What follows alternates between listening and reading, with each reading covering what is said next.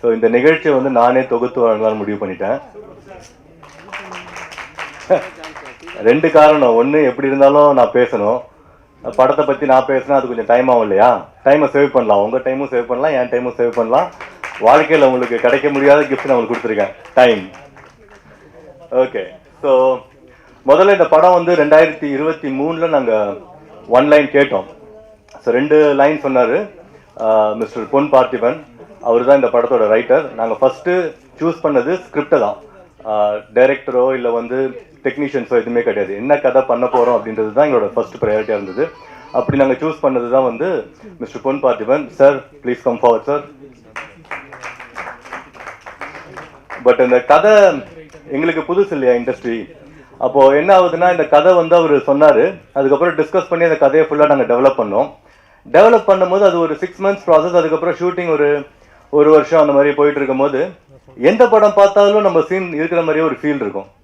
அது ரொம்ப கஷ்டம். அது மேபி அதனால தான் இந்த இஷ்யூஸ்லாம் வருது போல இருக்கு. நான் பார்க்கும்போது ஐயோ இந்த சீன் படத்தை சீக்கிரம் ரிலீஸ் பண்ணுண்டா, இல்லைன்னா மொத்த படமும் வந்துடும் அப்படிதான் எனக்கு தோணுச்சு.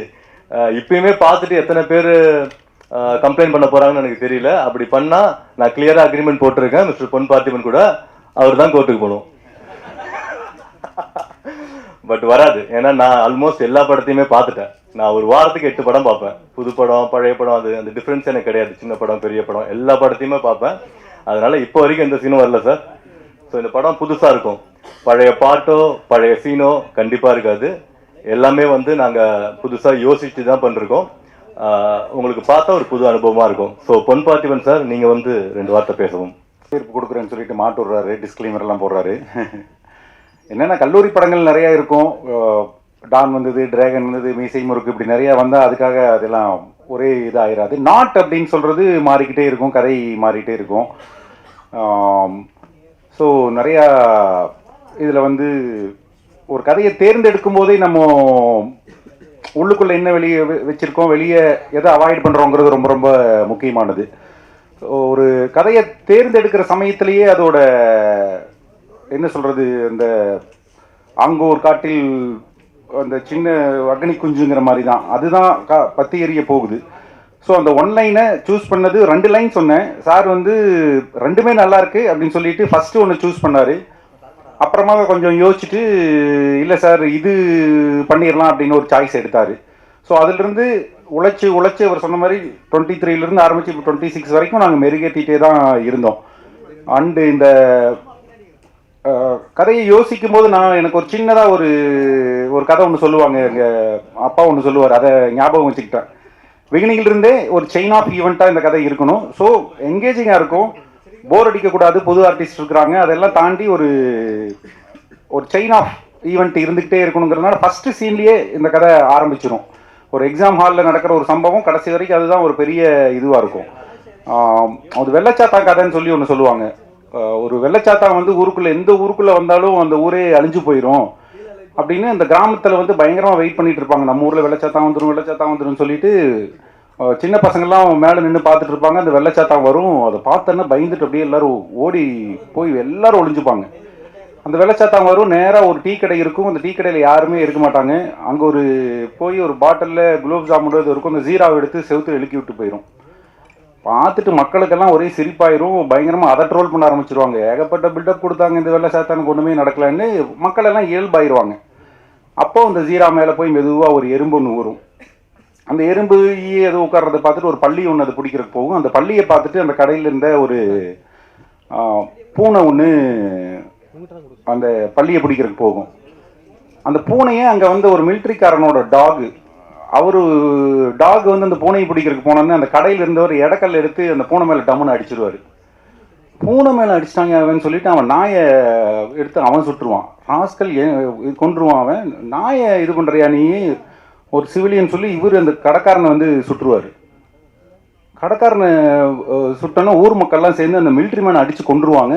பக்கத்தில் இருந்த பெட்டாலியன் வந்து யாரே அது மிலிட்ரி மேன் அடிக்கிறாங்கன்னு சொல்லிட்டு மொத்த ஊரையும் வந்து அழிச்சிட்டு போயிடுவாங்க. ஸோ சின்னதாக இப்படி இழுக்கிட்ட ஒரு சம்பவம் தான் ஒரு பெரிய மொத்தமாக ஒரு ஊர் ஒரு கிராம அழியறதுக்கே காரணமாக இருக்கும். அப்படி ஒரு சின்ன பொறியில் இது ஆரம்பித்த இந்த படம் பிகினிங்லேருந்தே அப்படி ஏறிக்கிட்டே போகணுங்கிறதுல ரொம்ப அதுவும் வினோத் வந்ததுக்கப்புறம் இன்னும் கூட ஏறாத சீன்லாம் டைரக்டர் வந்ததுக்கப்புறம் நாங்கள் டிஸ்கஸ் பண்ணி தேவையில்லாத இது எல்லாத்தையும் தூக்கணும்.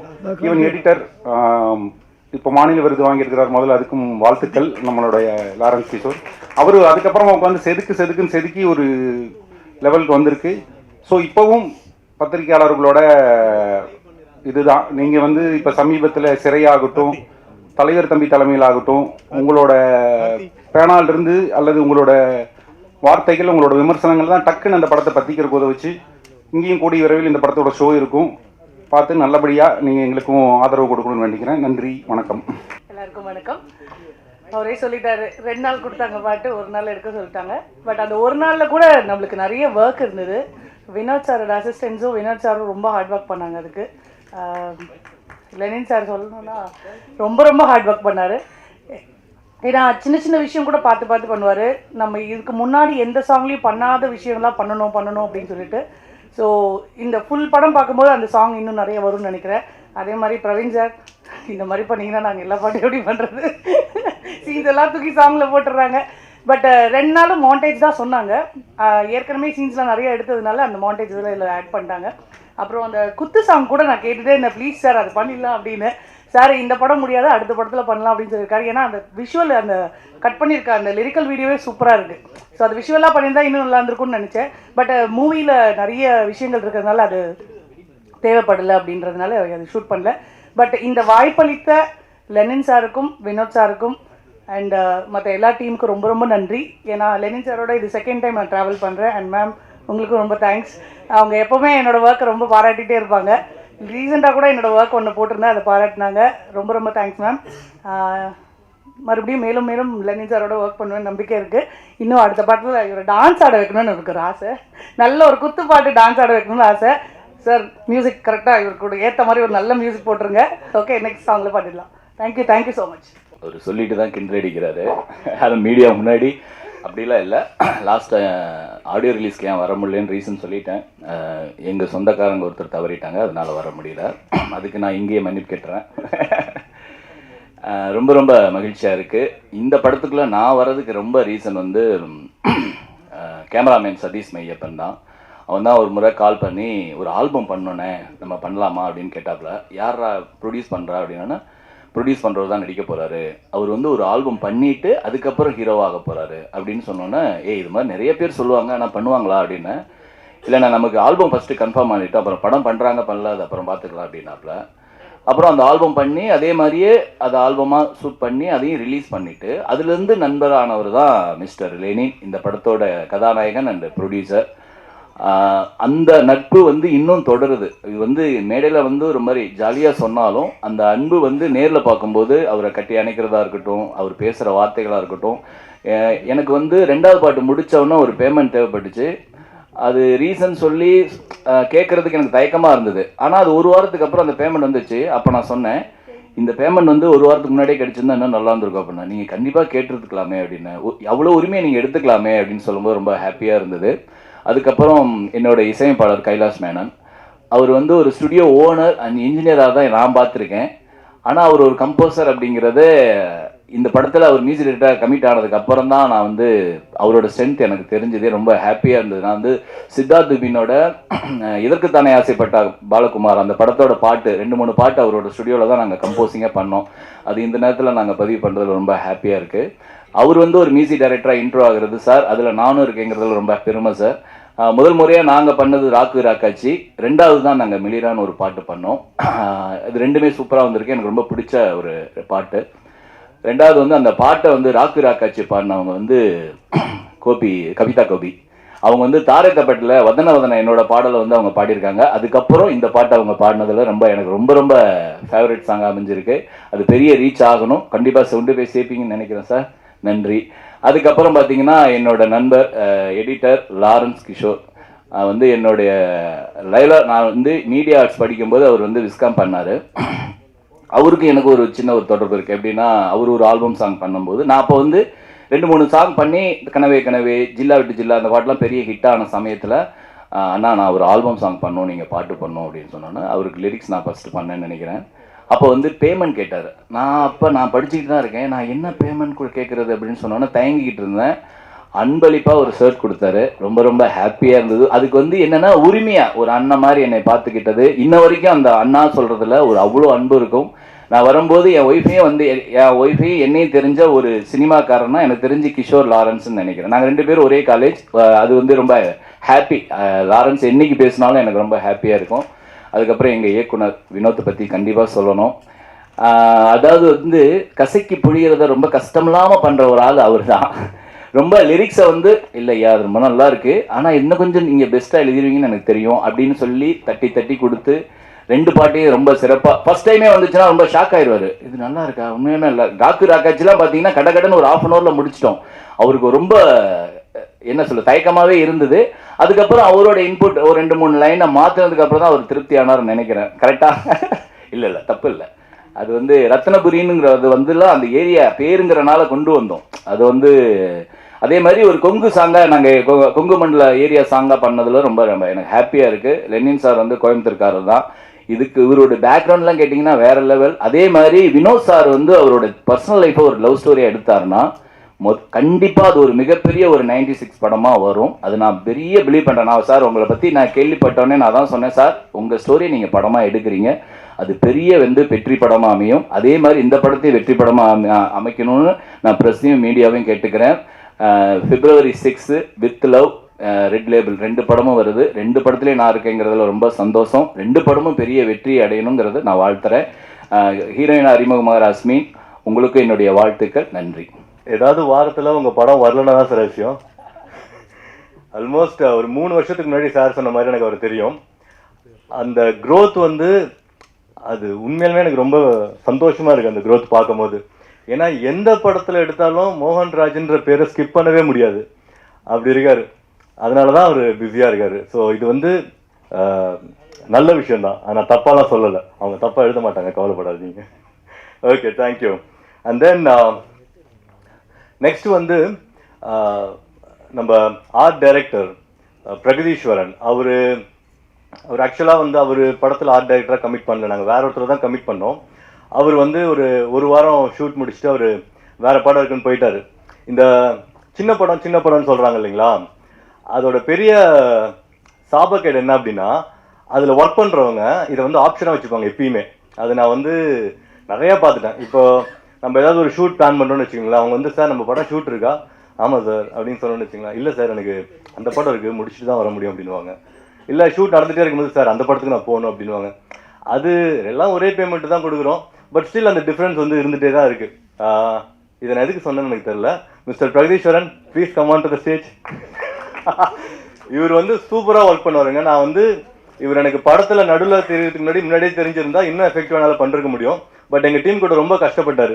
ஏன்னா நான் வந்து ப்ரொடியூசராக இருக்கும்போது நான் ஜஸ்ட் லைக் தட், இப்போ டைரக்டர் கூப்பிட்டு ஜென்ரலாக பட்ஜெட் கேட்டு பட்ஜெட் கொடுப்பாங்கன்னு நான் கேள்விப்பட்டிருக்கேன். பட் நான் அப்படி பண்ணல. இந்த படத்தோட பட்ஜெட் என்னன்னு டைரக்டருக்கு தெரியாது, யாருக்குமே தெரியாது, எனக்கு மட்டும்தான் தெரியும் இந்த படத்தோட பட்ஜெட் என்ன அப்படின்னு சொல்லிட்டு. இவர் வந்து இப்போ அடுத்த நாள் காலையில் நாளைக்கு ஷூட்டுக்கு இதெல்லாம் வேணும் அப்படின்னு சொன்னார்னா கேட்டோன்னே நாங்கள் கொடுத்துட மாட்டோம். நாங்கள் டைரக்டர் டிஓபிட்ட கேட்போம், என்ன ஃப்ரேம் வைக்க போறீங்க, என்ன ஷூட் பண்ண போறீங்க. இப்போ ஒரு 10 சேர் கேட்குறாரு அப்படின்னா டிஓபி வந்து ஃப்ரேமிங் வைக்க போகிறோம் அப்படின்னா சார் 5 சேர் போதும் அவ்வளோதான் கொடுப்போம்.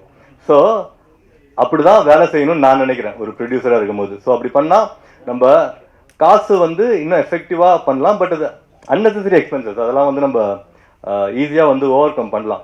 ஸோ பிரகதீஸ்வரன் எங்களுக்கு ரொம்ப ஹெல்ப் பண்ணார், சூப்பராக ஒர்க் பண்ணார். கடைசியில் நாங்கள் என்ன பேமெண்ட் வந்து கொடுத்தோமோ அதை வந்து சந்தோஷமாக வாங்கிட்டாரு. தேங்க்யூ. பேசுங்க. வணக்கம். படத்தில் என்னங்க சின்ன படம் பெரிய படம் எல்லா படமும் ஒன்று தானே. ஏன்னா எந்த படம் ஓடுன்னு இன்னைக்கு யாருக்குமே சொல்ல முடியாது. ஸோ படத்தில் சின்ன படம் பெரிய படம் அப்படின்றத பிரித்துலாம் பார்க்க வேணாம். எனக்கு இந்த படம் நல்லா ஓடுன்ற நம்பிக்கை நிறையா இருக்குது. என்னென்னா இவங்க ஒரு பேமெண்ட் கொடுத்தாங்க, நான் அதை வெளியில் கூட சொல்ல முடியாது. இல்லை நான் சொல்கிறேன்.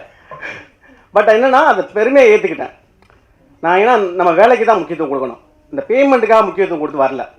இந்த பேமெண்ட் வந்துட்டு நான் வளர வளர எனக்கு கிடைக்கும். அந்த பேமெண்ட்டுன்றது வந்துட்டு அதை பேசுகிறதே தப்புன்றேன் இந்த தொழிலுக்கு.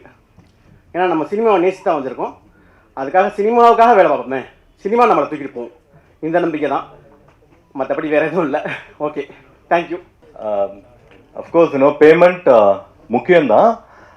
பட் எது நம்ம ஃபர்ஸ்ட் பார்க்குறோம் அப்படின்றது ஒன்று இருக்குது. வாய்ப்பு தான் முதல்.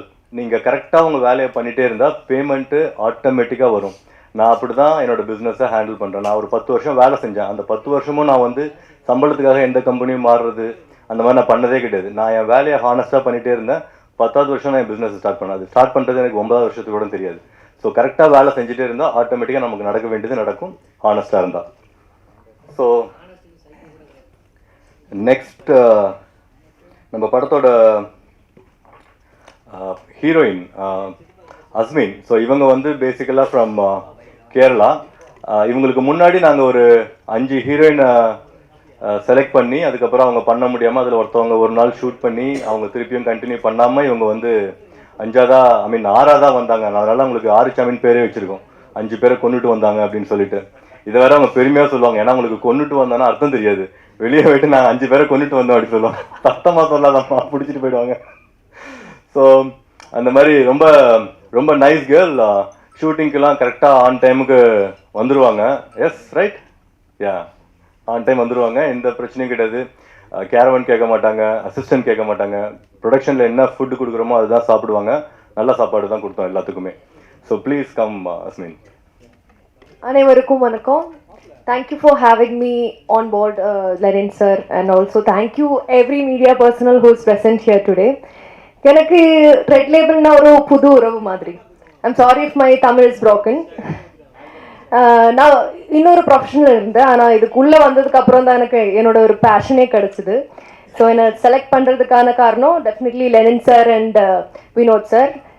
வினோத் சார் எஸ்பெஷலி கண்டிப்பாக என்ன கரெக்டாக அந்த கேரக்டருக்கு ஏற்ற மாதிரி மோல்ட் பண்ணிட்டு அதுக்கு ரொம்ப ரொம்ப பெருமைப்படுறேன். And also Kailas Menon sir. I have been a fan of his work ever since he's inside the industry.